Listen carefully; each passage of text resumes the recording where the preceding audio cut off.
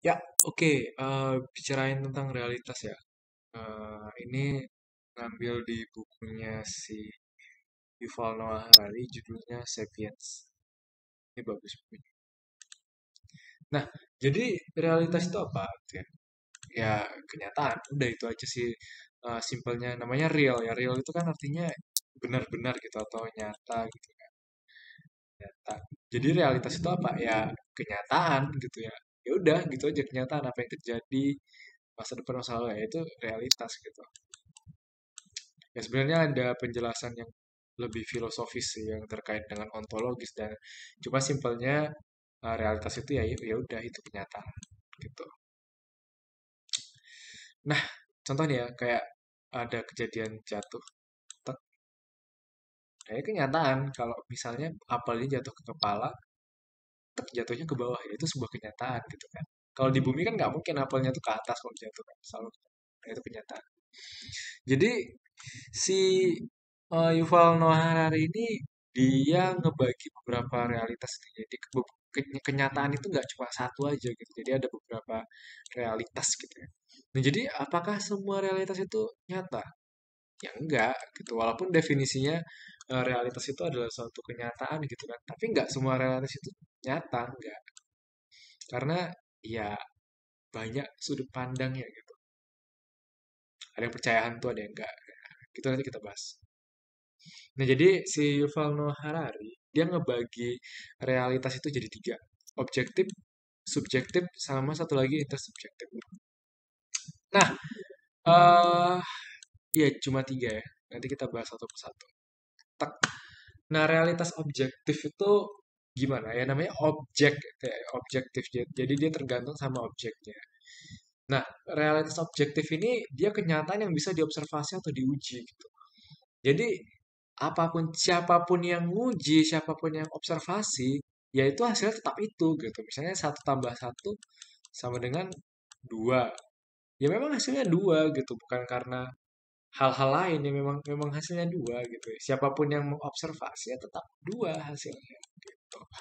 Contoh lain misalnya kita apa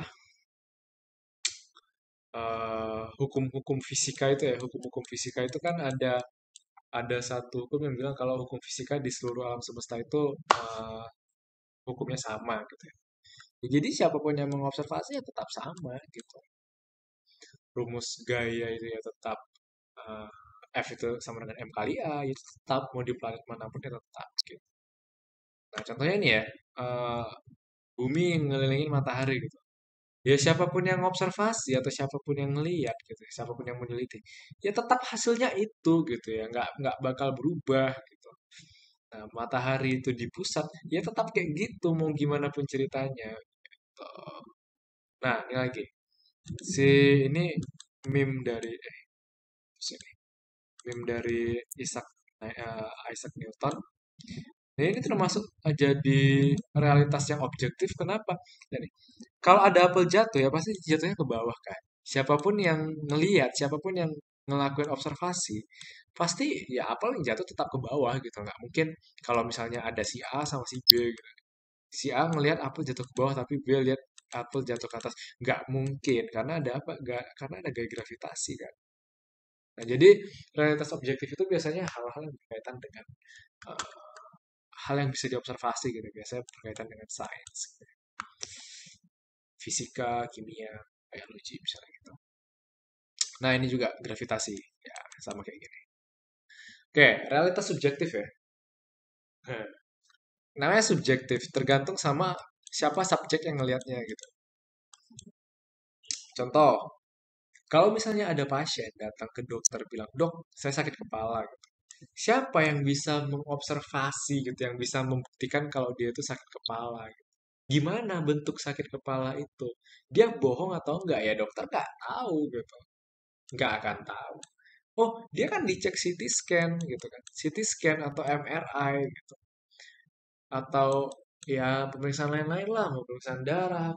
Nah, CT scan, MRI, dan lain-lain itu dia nggak ngegambarin nyeri. Dia nggak akan gambarin nyeri. Tapi uh, CT scan sama MRI ini dilakukan untuk apa? untuk ngelihat apakah ada faktor-faktor yang berkemungkinan ngebuat nyeri gitu. Misalnya, oh ada tumor atau ada ya ada perdarahan ya, ya bisa aja nyeri kan. Tapi kalau misalnya dia nggak pas dicek normal-normal aja tapi dia ada nyeri, ya berarti kita nggak tahu kan, oh dia bohong atau enggak gitu kan. Nggak mungkin kita nyalain pasiennya kalau dia itu bohong. Gitu. Siapa tahu emang betul-betul sakit kepala gitu. Next, paras ya, cantik atau ganteng. Cantik atau ganteng itu subjektif. Jadi eh ya subjektif gitu, tergantung siapa yang lihat. Standar kecantikan atau kegantengan orang beda-beda. Itu mungkin udah tahu lah ya. Nah, ini yang paling menarik, realitas intersubjektif. Jadi gini, inter itu kan antar artinya. Subjektif itu ya subjek. Nah, jadi realitas intersubjektif itu suatu kenyataan yang awalnya tuh nggak ada gitu kan. Awalnya nggak ada. Tapi gara-gara ada beberapa orang setuju bilang kalau itu ada, dia jadi ada gitu. Contoh, ini dia. Nah, Persib sama Persija ya. Ini kan sama-sama klub bola kan. Sama-sama klub bola yang dari dulu masih rival ya, atau ya rival lah gitu kan. Nah, padahal isinya sama-sama 11 orang yang main kan, 11 orang. Lalu bedanya apa gitu? Bedanya apa? Sama-sama 11 orang, sama-sama main bola gitu kan. Bedanya apa? Ya beda. Yang satu ngebuat suatu klub bola namanya Persija gitu kan, yang ngewakilin Jakarta. Yang satu lagi ngebuat namanya Persib gitu. Jadi mereka percaya, oh 11 orang ini eh, mewakili Persib. Ya padahal sama aja 11 orang ini sama ini gitu. Cuma karena mereka ngebuat suatu nilai atau ngebuat suatu realitas ya atau kenyataan yang akhirnya menjadi suatu nilai di sini gitu. Nah, biasanya nih eh, dua supporter dari dua kubu ini biasa suka ricuh kan, suka ya bentrok lah, pemainnya juga kan, namanya rival sama kayak Madrid sama Barcelona gitu. Nah, inilah dia kejadiannya. Set. Padahal sama-sama pemain bola, sama-sama orang Indonesia juga. Ya ada beberapa lah orang asing kan. Ya sama-sama orang Indonesia juga, tapi berantem. Nah, tapi anehnya lagi, kalau misalnya ada pertandingan bola yang skalanya lebih besar gitu kan. Misalnya, nah ini Indonesia lawan Malaysia gitu kan. Otomatis fans supporter dari si Persib ya kan. Supporter dari Persib sama supporter Persija tadi nyatu. Nggak berantem lagi, mereka langsung, oh ya kita membela Indonesia gitu ya. Malah berantemnya sama Malaysia, sama fans Malaysia gitu. Nah, nanti kalau misalnya eh, mewakili Asia misalnya gitu kan, ya pasti dari dua ini ya akur lagi gitu. Nah, itu realitas intersubjektif ya. Nah, ini contoh yang lebih apa ya, lebih detail ya. Nah, ini kan, ini dari sini sampai sini, ya ini namanya Indonesia gitu kan. Set, ini Indonesia. Nah, ya Pulau Jawanya nggak ini. Oke, ini Indonesia namanya. Oke, tahun 1945 ini emang namanya Indonesia sampai sekarang. Gitu kan. Padahal kan ini cuma daratan biasa kan. Ini daratan, daratan, daratan, daratan, daratan. Ini air, air, air, air, air, air.